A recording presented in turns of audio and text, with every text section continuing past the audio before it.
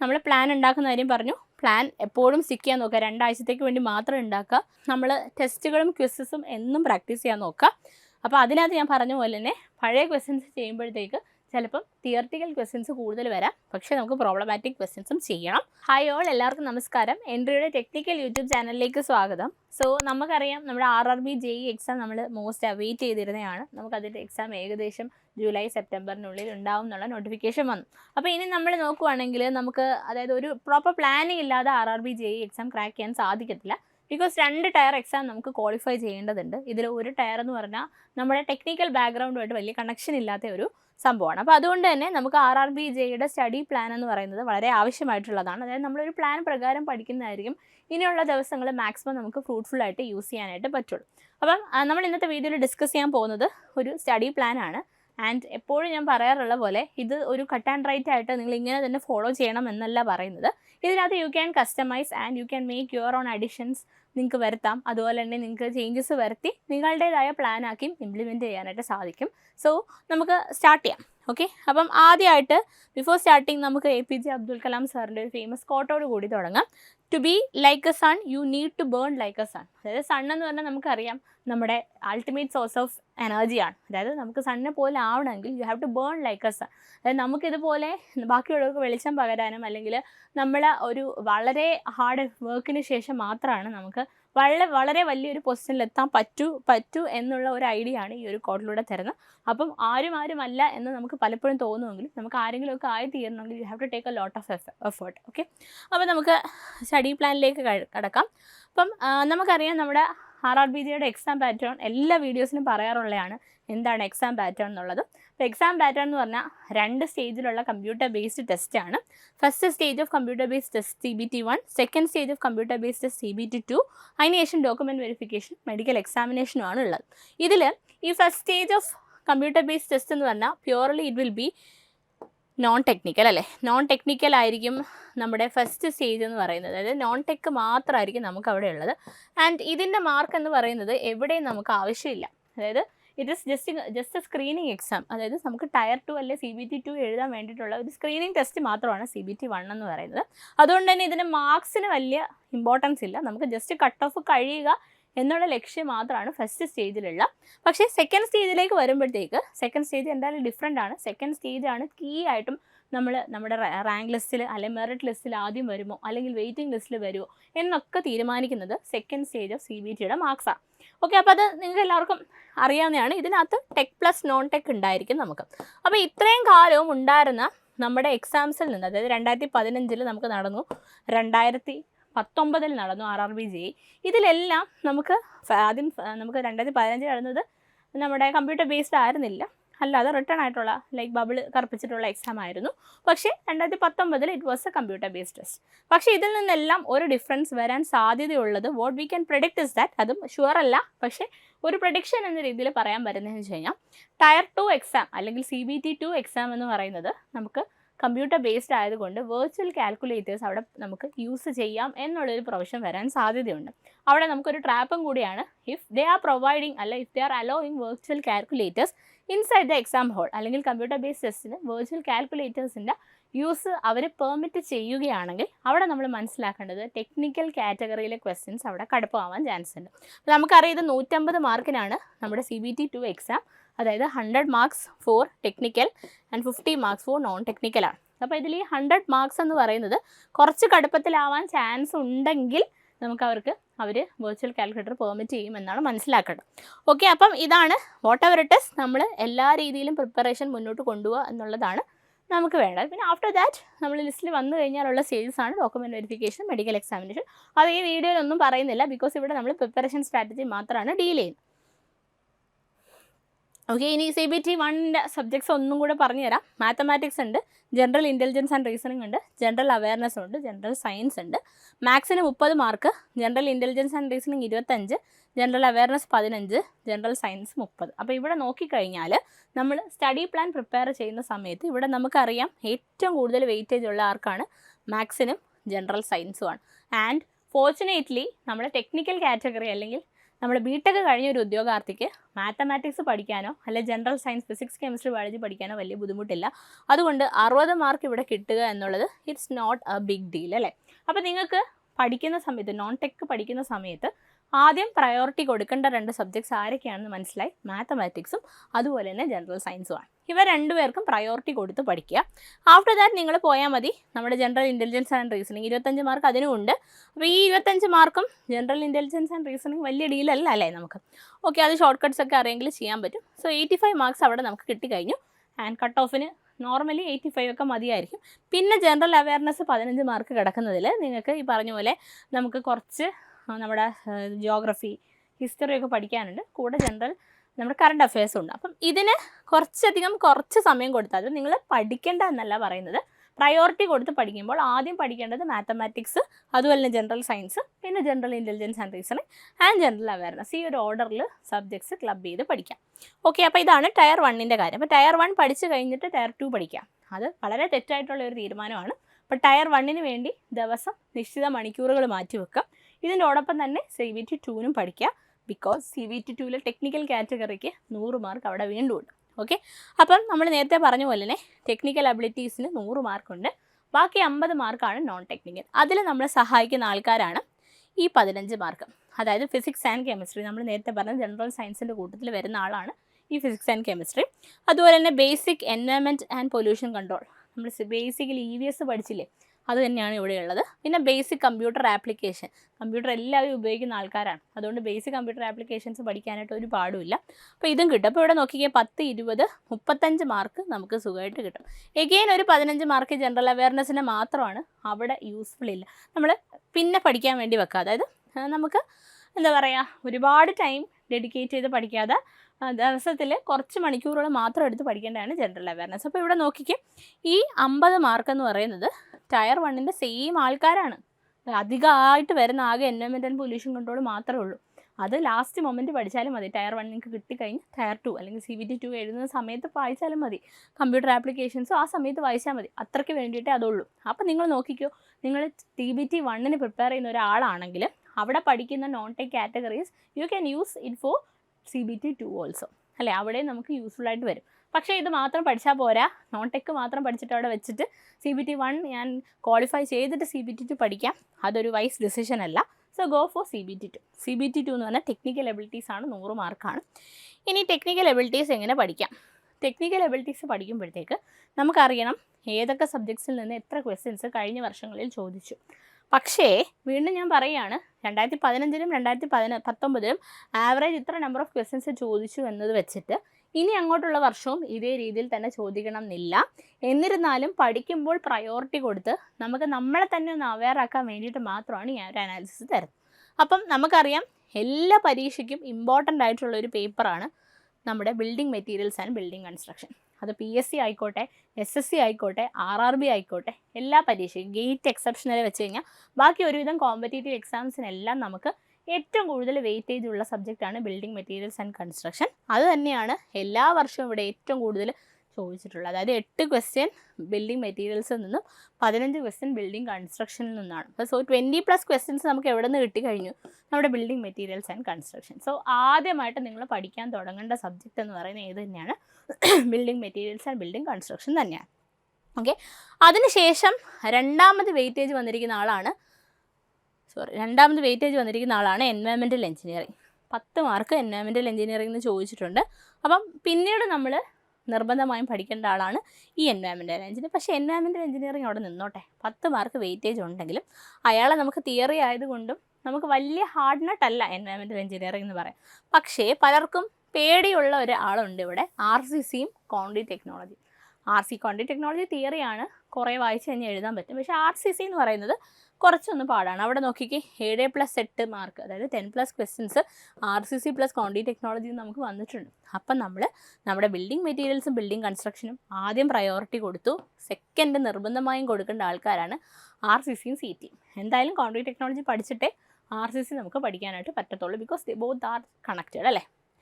ഇനി അതിനുശേഷം നമുക്ക് വേണമെങ്കിൽ കൊടുക്കാവുന്ന വെയിറ്റേജ് കൊടുക്കാവുന്ന ആളാണ് എൻവയൺമെൻറ്റൽ എഞ്ചിനീയറിംഗ്. അത് 3ാമത് വെയിറ്റേജ് ഞാൻ കൊടുക്കുന്നു. പിന്നീട് മോസ് ഉണ്ട്. മോസിന് 4ാമത് വെയിറ്റേജ് കൊടുക്കാം. ഇനി എൻവയോൺമെൻറ്റൽ എഞ്ചിനീയറിംഗ് കുറച്ചുകൂടെ എനിക്ക് എളുപ്പമാണ്, പെട്ടെന്ന് പഠിക്കാൻ പറ്റും. ചിലർക്ക് പ്രോബ്ലമാണ് ഇഷ്ടം, ചിലർക്ക് തിയറിയാണ് ഇഷ്ടം. ചിലർക്ക് എൻവയോൺമെൻറ്റൽ എഞ്ചിനീയറിംഗ്, എനിക്കൊക്കെ എൻവയോൺമെൻറ്റൽ എഞ്ചിനീയറിംഗ് പഠിക്കാൻ ഭയങ്കര ബുദ്ധിമുട്ടാണ് തിയറി ആയതുകൊണ്ട്. അപ്പോൾ തിയറി പഠിക്കാൻ ബുദ്ധിമുട്ടുള്ളവർക്ക് ആദ്യം എൻവയോൺമെൻറ്റൽ എഞ്ചിനീയറിംഗ് തീർത്ത് വെക്കാം. ഇനി അതല്ല തിയറി എനിക്ക് ഓക്കെയാണ്, ലാസ്റ്റ് ആയാലും പഠിച്ചാൽ മതി എന്നുള്ളവർ ആദ്യം എന്ത് ചെയ്യുക, നമ്മുടെ 1, 2 കഴിഞ്ഞ് ഇവിടെ നമ്മൾ 2 പേർക്കാണ് വെയിറ്റേജ് ഇട്ട് കൊടുത്തത്.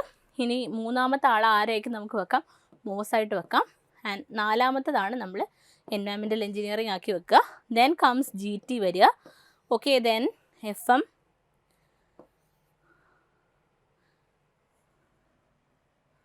അതിനുശേഷം നമുക്ക് വേണമെങ്കിൽ എഞ്ചിനീയറിംഗ് ഡ്രോയിങ് വരാം. പിന്നെ അതുപോലെ തന്നെ എസ്റ്റിമേഷൻ, ഓട്ടോക്യാഡ്, അതുപോലെ തന്നെ നമ്മുടെ സർവേയിങ് ഉണ്ട്. സർവേയിങ് ഒക്കെ 3 ക്വസ്റ്റ്യൻസ് ആണ് ആകപ്പാട് ചോദിച്ചത്. ST നിന്ന് 3 ക്വസ്റ്റ്യൻ, ഇറിഗേഷനിൽ നിന്ന് വെറും 2 ക്വസ്റ്റ്യൻ, റെയിൽവേയിൽ നിന്ന് 3 ക്വസ്റ്റ്യൻ, ഹൈവേയിൽ നിന്ന് 4 ക്വസ്റ്റ്യൻ. വളരെ CPM പട്ടിൽ നിന്ന് ഒന്നും തന്നെ ചോദിച്ചിട്ടില്ല ഇതുവരെ. അപ്പോൾ ഇങ്ങനെയാണ് വെയിറ്റേജ് കിടക്കുന്നത്. പക്ഷേ ഇത് നമുക്ക് ഹാർഡ് കോറായിട്ട് ഇതുപോലെ ആയിരിക്കും അടുത്ത വർഷമൊന്നും പറയാൻ പറ്റത്തില്ല. പക്ഷേ ഒന്ന് പ്രയോറിറ്റി കൊടുത്ത് പഠിക്കുമ്പോൾ ഇവർക്കൊക്കെ മുൻഗണന കൊടുത്താൽ നന്നായിരിക്കും. ആ ഒരു കാര്യം മാത്രം ഓർത്ത് വെക്കുക കേട്ടോ. Okay, so this is the technical thing. Okay, ഇനി നമുക്ക് നമ്മുടെ എക്സാം അനാലിസിസിലേക്ക് വരുവാണെങ്കിൽ ഇതുവരെ കഴിഞ്ഞ പരീക്ഷകളിലെല്ലാം തിയറി ക്വസ്റ്റ്യൻസ് ആണ് കൂടുതൽ ചോദിച്ചിട്ടുണ്ടായിരുന്നത്. അതായത് നമുക്ക് 97% ക്വസ്റ്റ്യൻസ്, 100 ക്വസ്റ്റ്യനുള്ളിൽ 97 നമുക്ക് തിയറിയാണ് ചോദിച്ചത്. ബാക്കി 3% മാത്രമാണ് ന്യൂമറിക്കൽസ് ചോദിച്ചത്. മേ ബി അത് കഴിഞ്ഞ വർഷമൊക്കെ അങ്ങനെ ചെയ്തത് നമുക്ക് വെർച്വൽ കാൽക്കുലേറ്റേഴ്സ് പെർമിറ്റഡ് അല്ലാത്തതുകൊണ്ടായിരിക്കാം. പക്ഷേ ഇനി വെർച്വൽ കാൽക്കുലേറ്റേഴ്സ് ചിലപ്പോൾ നമുക്ക് പെർമിറ്റ് ചെയ്യാനും ഈ ഒരു റേഷ്യോ മാറി വരാനും ചാൻസ് ഉണ്ട്. അപ്പം നമ്മൾ പ്രീവിയസ് ക്വസ്റ്റ്യൻസ് ചെയ്യുമ്പോഴത്തേക്ക് എല്ലാം തിയറി ക്വസ്റ്റ്യൻസ് ആണ് RRBJയിൽ കണ്ടത്. RRBJ ഞാൻ പ്രിപ്പയർ ചെയ്യുമ്പോൾ തിയറി മാത്രമേ പഠിക്കത്തുള്ളൂ എന്ന് വിചാരിച്ചിരിക്കരുത്. പ്രോബ്ലംസും കൂടെ പ്രാക്ടീസ് ചെയ്ത് കൊണ്ടുപോകാം. ന്യൂമറിക്കൽസ് 3% എന്നുള്ളത് it can be increased. Okay, അപ്പോൾ ഇതാണ് ഇപ്പം നമ്മൾ പറയുന്ന റേഷ്യോ എങ്കിലും ഇറ്റ് ക്യാൻ ബി വേരിയഡ് അല്ലേ. ഇത് വേരിയേഷൻ വരാൻ ചാൻസ് ഉള്ള ആളാണ്. പക്ഷേ ഇതൊരു ജനറൽ ഐഡിയ തന്നതാണ്. പണ്ട് ഇങ്ങനെയായിരുന്നു. പക്ഷേ നമുക്ക് CBT 2ൽ കാൽക്കുലേറ്റേഴ്സ് പെർമിറ്റഡ് അല്ലായിരുന്നു, വെർച്വൽ കാൽക്കുലേറ്റേഴ്സ്. ഓക്കെ, ഇനി നമുക്ക് CBT 1ഉം CBT 2ഉം കൂടെ ഒന്ന് കമ്പയർ ചെയ്യാം. അതായത് നമ്മൾ പഠിക്കുന്ന സമയത്ത് 2 ഇൻ ഹാൻഡ് പ്രിപ്പറേഷൻ കൊണ്ടുപോകണം. അപ്പോൾ ഇതിനകത്ത് വരാൻ ചാൻസ് ഉള്ള മാറ്റങ്ങളും അതുപോലെ തന്നെ നമ്മൾ കരുതിയിരിക്കേണ്ട കുറച്ച് കാര്യങ്ങളുമാണ് പറയും. അപ്പോൾ 2നും നെഗറ്റീവ് മാർക്കിങ്സ് ഉണ്ട്. അതായത് 1/3 നെഗറ്റീവ് മാർക്കിങ്സ് ഉണ്ട് നമുക്ക്. അതായത് 3 ക്വസ്റ്റ്യൻ തെറ്റിക്കഴിഞ്ഞാൽ 1 മാർക്ക് പോകും. ആ രീതിയിൽ ഒരു ക്വസ്റ്റ്യന് 1/3 അല്ലെങ്കിൽ 0.33 മാർക്സ് നമുക്ക് കുറയുന്നുണ്ട്. അപ്പോൾ അതൊന്ന് ഓർത്ത് വെക്കുക. പിന്നെ നമുക്ക് CBT 1 എന്ന് പറഞ്ഞാൽ ജസ്റ്റ് എലിജിബിലിറ്റി മാർക്ക് മതി നമുക്ക്. അതായത് CBT 1 ഇപ്പോൾ ഒരു 80 ആണ് കട്ട് ഓഫ്, 80 മതി നമുക്ക്. 81 ആണെങ്കിലും കുഴപ്പമില്ല, 82 ആണെങ്കിലും കുഴപ്പമില്ല, ഒരു വ്യത്യാസം അവിടെ വരുന്നില്ല. ഓക്കെ, പക്ഷേ നമുക്ക് CBT 2 എന്ന് പറഞ്ഞു കഴിഞ്ഞാൽ ഇത് നമ്മളെ തീരുമാനിക്കും നമ്മൾ മെറിറ്റ് ലിസ്റ്റിൽ എവിടെ വരും എന്നുള്ളത്. അപ്പോൾ മെറിറ്റ് ലിസ്റ്റിനെ ബാധിക്കുന്ന ആരാണ്? CBT 2 ആണ്. അതുകൊണ്ടാണ് പറയുന്നത് CBT 2 CBT 1ൻ്റെ ഒപ്പം തന്നെ പ്രിപ്പയർ ചെയ്ത് വരണം. ഓക്കെ, ഇനി നമ്മുടെ ഏകദേശമുള്ള ഒരു കട്ട് ഓഫിൻ്റെ പെർസെൻറ്റേജ് പറയുകയാണെങ്കിൽ unreserved 40%, OBC 30, SC 30, ST 25% marks വേണ്ടത് നമുക്ക്. അതുപോലെ തന്നെയാണ് CBT 2ന് സെയിം തന്നെയാണ്. ഇനി നമുക്കൊരു കാര്യമുള്ളതെന്ന് വെച്ച് കഴിഞ്ഞാൽ ഓരോ കാറ്റഗറിയിലുമാണ് നമുക്ക് RRB വേക്കൻസീസ് നോട്ടിഫൈ ചെയ്യാം. അതായത് അൺറിസർവ്ഡിന് ഇത്രയും, OBCക്ക് പെർമനൻറ്റ് വേയിൽ ഒരു 3 വേക്കൻസീസ്, അങ്ങനെ പറഞ്ഞാണ് പറയാറ്. അപ്പം നമുക്ക് CBT 1ൻ്റെ ലിസ്റ്റ് എന്ന് പറഞ്ഞു കഴിഞ്ഞാൽ സെക്കൻഡ് സ്റ്റേജിലേക്ക് ക്വാളിഫൈ ചെയ്യുന്നതെന്ന് വെച്ച് കഴിഞ്ഞാൽ ഇപ്പം നമുക്ക് ടോട്ടൽ കമ്മ്യൂണിറ്റി വൈസ് വേക്കൻസീസ് ഏകദേശം ഒരു 20 ഉണ്ടെങ്കിൽ ഈ 20യുടെ 15 ടൈംസ് നമ്പർ ഓഫ് സ്റ്റുഡൻസിനെ ആയിരിക്കും നമ്മൾ CBT 1ൽ നിന്ന് ക്വാളിഫൈ ചെയ്ത് CBT 2ലോട്ട് പോകുന്നത്. അപ്പോൾ CBT 1 ക്വാളിഫൈ ചെയ്യാനുള്ള ചാൻസസ് വളരെ കൂടുതലാണ് എന്നാണ് പറഞ്ഞു തരുന്നത്. അതായത് നമുക്കിപ്പോൾ ഒരു പർട്ടിക്കുലർ കാറ്റഗറി, ഇപ്പോൾ ഞാനൊരു OBC കാറ്റഗറിയിലുള്ള ഉദ്യോഗാർത്ഥിയാണെങ്കിൽ OBCയിൽ കാറ്റഗറിയിൽ ഒരു 3 വേക്കൻസീസ് ആണ് നമ്മുടെ നോട്ടിഫിക്കേഷൻ പ്രകാരം വന്നിട്ടുള്ളതെങ്കിൽ പോലും ആ പർട്ടിക്കുലർ സോണിൽ ഇതിൻ്റെ 15 ഇരട്ടി, അതായത് 3 × 15 45 സ്റ്റുഡൻസിന് നമ്മൾ CBT 1ൽ നിന്ന് ക്വാളിഫൈ ചെയ്ത് CBT 2ലോട്ട് ഇടും. അപ്പോൾ CBT 1 എന്ന് പറയുന്നത് ക്വാളിഫൈ ചെയ്യുന്ന ചവർ പോലെ നടക്കുന്നൊരു സംഭവമാണ്. അതുകൊണ്ട് തന്നെ മാക്സിമം എഫേർട്ട് എടുത്തു കഴിഞ്ഞാൽ CBT 1 നിങ്ങൾക്ക് ഈസി ആയിട്ട് ക്വാളിഫൈ ചെയ്യാൻ പറ്റും എന്നുള്ള ഐഡിയയാണ് ഇതിലൂടെ തരുന്നത്. ഓക്കെ, ഇനി ഞാൻ നേരത്തെ പറഞ്ഞ ഒരു പോയിന്റ് ഉണ്ട്. വെർച്വൽ കാൽക്കുലേറ്റേഴ്സ് ചിലപ്പം CBT 2ന് പെർമിറ്റഡ് ആക്കുവാണെങ്കിൽ തിയറി ക്വസ്റ്റ്യൻസിനും പ്രോബ്ലമാറ്റിക് ക്വസ്റ്റ്യൻസിനും നമ്പേഴ്സിൽ ചെറിയ വേരിയേഷൻസ് വരാൻ ചാൻസ് ഉണ്ട്. ഓക്കെ, ഇനി സ്റ്റഡി പ്ലാൻ, ഏകദേശം ഒരു സ്റ്റഡി പ്ലാൻ പറയുവാണ്. നമുക്കറിയാം നമുക്ക് ഒരു ആഴ്ച എടുത്തു കഴിഞ്ഞാൽ 7 days ആണുള്ളത്. ഇതിൽ 6 ദിവസം നമുക്ക് പഠിക്കാം, 7ാമത്തെ ദിവസം റിവിഷന് കൊണ്ടുപോകാം. അങ്ങനെയാണ് സ്റ്റഡി പ്ലാൻ പറഞ്ഞിരിക്കുന്നത്. 1 to 5 നമ്മൾ എല്ലാ കോൺസെപ്റ്റുകളും പഠിക്കുക. അതായത് തിയറി ആണെങ്കിൽ തിയറി മാത്രം പഠിക്കുക, കോൺസെപ്റ്റ് വൈസ് അല്ല, മോസ് പോലെയുള്ള സബ്ജക്റ്റ് ആണെങ്കിൽ കോൺസെപ്റ്റ് മനസ്സിലാക്കി പ്രോബ്ലംസും ചെയ്യുക. 6th നമ്മൾ ചെയ്യേണ്ടത് 6th ഡേയിൽ ചെയ്യേണ്ടത് ഈ 1 തൊട്ട് 5 ദിവസം വരെയുള്ള എല്ലാ ചാപ്റ്റേഴ്സും നമ്മൾ എന്ത് ചെയ്യണം, റിവൈസ് ചെയ്യണം. പിന്നെ 7 to 11 വീണ്ടും എന്ത് ചെയ്യുക, അടുത്ത ചാപ്റ്റേഴ്സ് തുടങ്ങാം. പിന്നെ 12 and 13 ആദ്യത്തെ ആഴ്ച നമ്മൾ എന്താ ചെയ്തത്, ഒരു ദിവസം റിവിഷന് കൊടുത്തത്, 5 ദിവസം പഠിച്ചു, 6ാമത്തെ ദിവസം റിവിഷന് കൊടുത്തു. ഇനി 7 തൊട്ട് 11 വരെ വീണ്ടും പഠിക്കുന്നു. പിന്നെ 2 ദിവസം, അതായത് റിവിഷൻ്റെ നമ്പർ ഓഫ് ഡേയ്സ് കൂട്ടി നമ്മൾ കൊണ്ടുവരിക. കാര്യം വെച്ചാൽ നമ്മൾ പഠിച്ച നമ്പർ ഓഫ് ഡേയ്സ് കൂടുകയാണ്, അല്ലെങ്കിൽ ചാപ്റ്റേഴ്സ് കൂടുകയാണ്. അതിനനുസരിച്ച് റിവിഷൻ്റെ ദിവസങ്ങളും പോകെ നിങ്ങൾ കൂട്ടി കൊണ്ടുവരണം. ഓക്കെ, ഇനി ചെയ്യേണ്ട കുറച്ച് കാര്യങ്ങൾ ഇതാണ്. ഇതിപ്പോൾ ഇത്ര ദിവസം 60 days ആണ് നിങ്ങൾ കാൽക്കുലേറ്റ് ചെയ്യുന്നതെങ്കിൽ ഒരു ദിവസം ഇരുന്ന് 60 ദിവസത്തെ ടൈം ടേബിൾ ഉണ്ടാക്കി വെക്കാമെന്ന് വിചാരിക്കരുത്. ആദ്യം ഒരാഴ്ചത്തെ ഉണ്ടാക്കുക, അല്ലെങ്കിൽ 2 ആഴ്ചത്തെ ഉണ്ടാക്കുക. ആദ്യത്തെ ഒരു 6 ദിവസം പഠിക്കുക, 7ാമത്തെ ദിവസം റിവിഷൻ വെക്കുക, 8 തൊട്ട് എത്രയെങ്കിലും ദിവസം പഠിക്കുക, 2 ദിവസം വീണ്ടും റിവിഷൻ വെക്കുക. അങ്ങനെ 14 ഡേയ്സിന് കാൽക്കുലേറ്റ് ചെയ്തിട്ട് പിന്നെ അത് കറക്റ്റായിട്ട് ഫോളോ ചെയ്തിട്ട് പിന്നെ 15ാമത്തെ ദിവസത്തിന് ഉണ്ടാക്കുക. അല്ലാതെ ഒറ്റയടിക്ക് ഇരുന്ന് വലിയ പ്ലാനൊന്നും ഉണ്ടാക്കരുത്. നമുക്ക് തന്നെ ഫോളോ ചെയ്യാൻ പറ്റാതെ പകുതി വെച്ച് നമ്മൾ ഡ്രോപ്പ് ചെയ്യും. ഓക്കെ, പിന്നെ നമ്മൾ ടെസ്റ്റുകളും ക്വിസസും എന്നും പ്രാക്ടീസ് ചെയ്യാൻ നോക്കുക. അപ്പോൾ അതിനകത്ത് ഞാൻ പറഞ്ഞ പോലെ തന്നെ പഴയ ക്വസ്റ്റ്യൻസ് ചെയ്യുമ്പോഴത്തേക്ക് ചിലപ്പം തിയററ്റിക്കൽ ക്വസ്റ്റ്യൻസ് കൂടുതൽ വരാം, പക്ഷേ നമുക്ക് പ്രോബ്ലമാറ്റിക് ക്വസ്റ്റ്യൻസും ചെയ്യണം. പ്രീവിയസ് ഇയർ ക്വസ്റ്റ്യൻ പേപ്പേഴ്സ് ചെയ്യണം. അതുപോലെ തന്നെ നമ്മൾ ബുക്സ് റെഫർ ചെയ്തിരിക്കണം. നമ്മൾ എത്ര ക്ലാസ്സസ് എവിടെ കണ്ടാലും എന്തെങ്കിലും ഡൗട്ട് നമുക്ക് തോന്നുവാണെങ്കിൽ സ്റ്റാൻഡേർഡ് റെലവൻറ്റ് ബുക്സ് നമ്മൾ റെഫർ ചെയ്തിരിക്കണം. ബുക്സിനെ കുറിച്ച് നമുക്കൊരു സെപ്പറേറ്റ് വീഡിയോസ് തന്നെ ചെയ്യാം. ഓരോ സബ്ജക്റ്റിനും ഏതൊക്കെ ആണ് സ്റ്റാൻഡേർഡ് ബുക്സ് എന്ന് പറയും. പിന്നെ നമുക്ക് നമ്മുടെ പെർഫോമൻസ് മുന്നേ അറിയാൻ വേണ്ടി മോക്ക് ടെസ്റ്റുകൾ, പ്രാക്ടീസ് ടെസ്റ്റുകൾ ഒക്കെ നമ്മുടെ ആപ്പിലൊക്കെ അവൈലബിൾ ആണ്. അപ്പോൾ അതൊക്കെ നിങ്ങൾക്ക് ചെയ്യാവുന്നതാണ്. Practice makes up man perfect. എപ്പോഴും ഓർക്കുക, റെയിൽവേ എക്സാംസിന് മെയിനായിട്ടും ടൈമാണ് ക്രൈറ്റീരിയ. സോ പ്രാക്ടീസ് ചെയ്യുക. പ്രാക്ടീസ് ചെയ്ത് മാത്രമേ നമുക്ക് മുന്നിലോട്ട് എത്താൻ പറ്റത്തുള്ളൂ. ഓക്കെ, ഇനി നമ്മൾ പ്ലാൻ ഉണ്ടാക്കുന്ന കാര്യം പറഞ്ഞു. പ്ലാൻ എപ്പോഴും സ്റ്റിക്ക് ചെയ്യാൻ നോക്കുക. 2 ആഴ്ചത്തേക്ക് വേണ്ടി മാത്രം ഉണ്ടാക്കുക. സബ്ജക്ട്സ് ഇപ്പോൾ ഞാൻ പറഞ്ഞു ഇത്രയാണ് വെയിറ്റേജ് വരുന്നത്. അപ്പോൾ ഇതിനകത്ത് ഇപ്പോൾ നിങ്ങൾ വിചാരിക്കുകയാണ് എനിക്ക് ഫസ്റ്റ് വെയിറ്റേജ് വരുന്ന എൻ്റെ സബ്ജക്റ്റ്, അതായത് ഞാൻ ഫസ്റ്റ് ചൂസ് ചെയ്ത സബ്ജക്റ്റ് എന്ന് പറഞ്ഞു കഴിഞ്ഞാൽ ബിൽഡിംഗ് മെറ്റീരിയൽസ് ആൻഡ് കൺസ്ട്രക്ഷൻ. ഏകദേശം ഞാൻ PSC പരീക്ഷയ്ക്ക് എഴുതി, എനിക്കെല്ലാം അറിയാം. അപ്പോൾ ആദ്യം എനിക്കത് പഠിക്കേണ്ട. അങ്ങനെയാണെങ്കിൽ ഓഫ് കോഴ്സ് നിങ്ങൾക്ക് അത് ലീവ് ചെയ്തിട്ട് രണ്ടാമതുള്ള CTയും RCCയും പഠിക്കാം. It's up to. ഓക്കെ, ഇനി നമ്മളെപ്പോഴും നല്ല രീതിയിൽ സ്റ്റാർട്ട് ചെയ്യണം. അതായത് വിൽ പവറോട് കൂടി സ്റ്റാർട്ട് ചെയ്യുക. ഈ പ്രോഗ്രസ് എല്ലാ ദിവസവും കൊണ്ടുപോവുക. ദെൻ ഞാൻ പറഞ്ഞല്ലോ, എപ്പോഴും അറിയാവുന്ന സബ്ജക്റ്റ് വെച്ച് തുടങ്ങുക. കോൺഫിഡൻസ് കൂടും. അറിയാത്ത സബ്ജക്റ്റ് പോയി പഠിച്ച് കോൺഫിഡൻസ് കളയണ്ട. പിന്നെ നമ്മൾ സിലബസ് വെച്ചിട്ട് പഠിക്കാൻ നോക്കുക. ഒരുപാട് എല്ലാം എടുത്ത് വെച്ച് ഇത് ഒരു ടെക്സ്റ്റ് ബുക്ക് എടുത്ത് അല്ലെങ്കിൽ ഒരു ബുക്ക് എടുത്ത് ഇത് മൊത്തം പഠിച്ച് കളയും അങ്ങനെ വിചാരിക്കേണ്ട. സിലബസിലെ ടോപ്പിക്സ് ആദ്യം ഇമ്പോർട്ടൻസ് കൊടുക്കുക. അതുപോലെ തന്നെ ഒട്ടും അറിയാത്ത സബ്ജക്ട്സ് തന്നെ ഇരുന്ന് പഠിച്ചെടുക്കുക എന്ന് പറഞ്ഞാൽ കുറച്ച് ടൈം പോകുന്നൊരു പ്രോസസ്സാണ്. So under the guidance of an expert faculty, അല്ലെങ്കിൽ നമ്മുടെ എൻട്രി ആപ്പിൽ തന്നെ നിങ്ങൾക്ക് നമ്മുടെ കേരളത്തിലെ ഏറ്റവും നല്ല ഫാക്കൽറ്റീസിൻ്റെ ക്ലാസ്സസ് അവൈലബിൾ ആണ്.